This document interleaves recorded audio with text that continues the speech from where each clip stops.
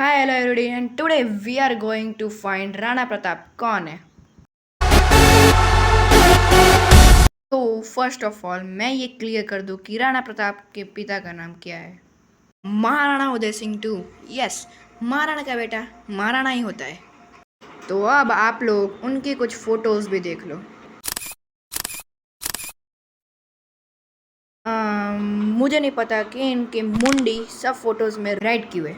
ये आप लोग कुछ एक मिस्ट्री कह सकते हो। मुझे जितने भी फोटोज मिले ना, उस सारे फोटोज में इनका फेस राइट साइड फेस कर रहा है, यानी राइट साइड फेसिंग है, राइट साइड देख रहे हैं, समझ लो।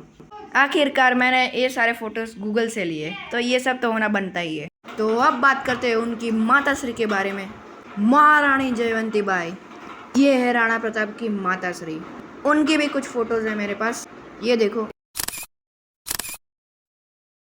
तो चलो एक और मिस्ट्री बताता हूँ इनकी माता श्री बारे में, यानी महाराणा जयवंती बाई, कि वो अपने बेटे को बचपन में काकी कह के बुलाते थे। तो मैं कुछ टॉपिक्स क्लियर करने वाला हूँ ये वीडियो में। तो चलो लिस्ट बनाते हैं और मेरे 3 मेन टॉपिक्स को क्लियर करते हैं, जो तीनों के तीनों टॉपिक राणा प्रताप के बारे में, जिनमें से सबसे पहला टॉपिक होने वाला है अर्ली लाइफ, यानी प्रारंभिक जीवन, यानी उनकी बर्थ डेट, बर्थ प्लेस और उनके कुछ भाई बहन, उनके बारे में बात करेंगे।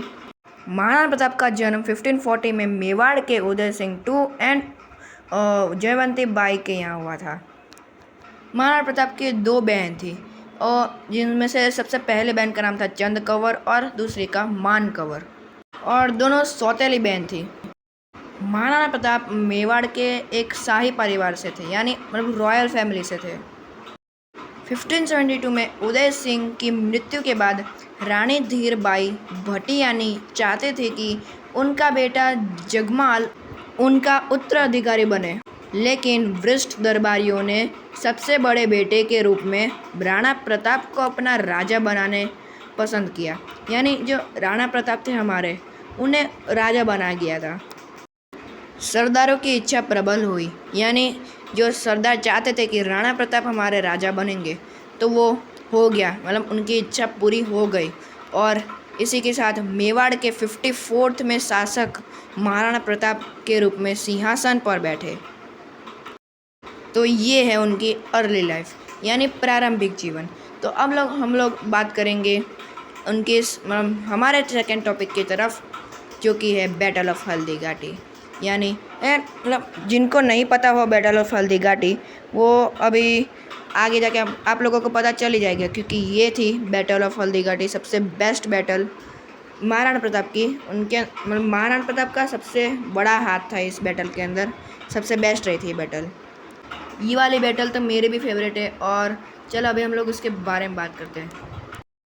1567 से 1568 में चित्तौड़गढ़ की घेराबंदी के कारण मेवाड़ की उपजाऊ पूर्वी बेल्ट मुगलों के हाथ से चली गई थी।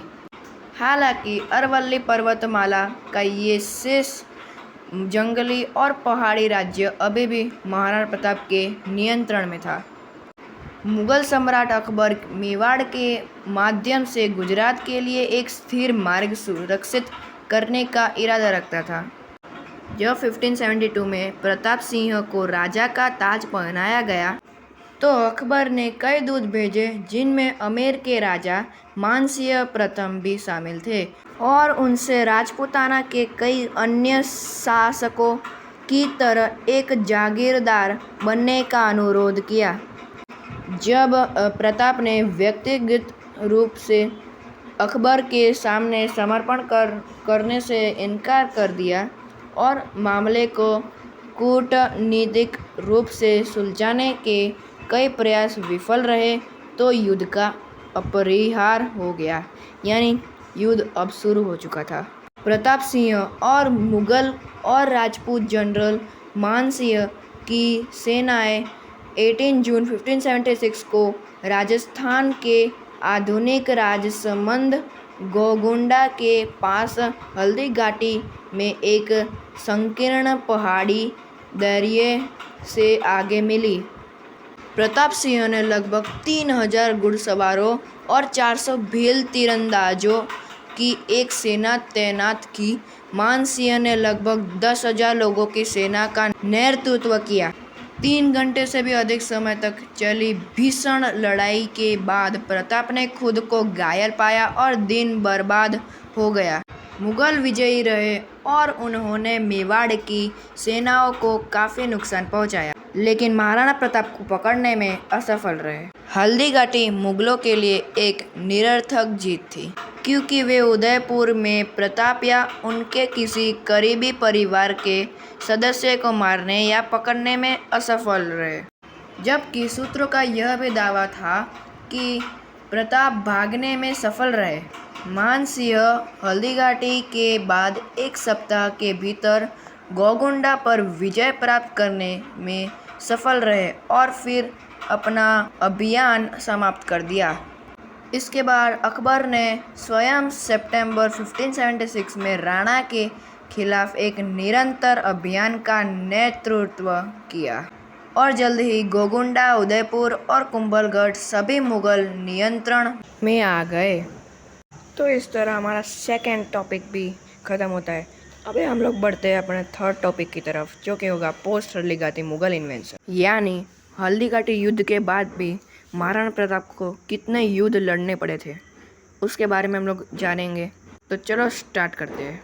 शाहबाज खान कम्बोह ने कई आक्रमणों का नेतृत्व किया, जिसके परिणाम स्वरूप में मेवाड़ के प्रमुख क्षेत्रों जैसे कुंभलगढ़, मंडलगढ़, गोगुंडा और मध्य मेवाड़ को अपने अधीन कर लिया, जिससे वे स्थायी रूप से मुगल शासन के अधीन हो गए।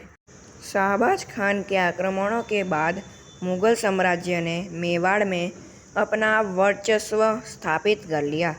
इससे प्रताप की शक्ति काफ़ी कमज़ोर हो गई, जिससे उन्हें अपने पहाड़ी निवास स्थान पर वापस जाने के लिए मजबूर होना पड़ा और वे अपने पहाड़ी निवास पर वापस चले गए। तो अब हमारा थर्ड टॉपिक भी क्लियर होता है। तो ये थी मेरी छोटी सी इन्फॉर्मेटिव वीडियो, और मैंने ये वीडियो में बहुत इन्फॉर्मेशन दे दी। तो अब मैं आपको मिलता हूँ अगली ऐसे ही इन्फॉर्मेटिव एंड एंटरटेनिंग वीडियो में। तब तक के लिए गुड बाय।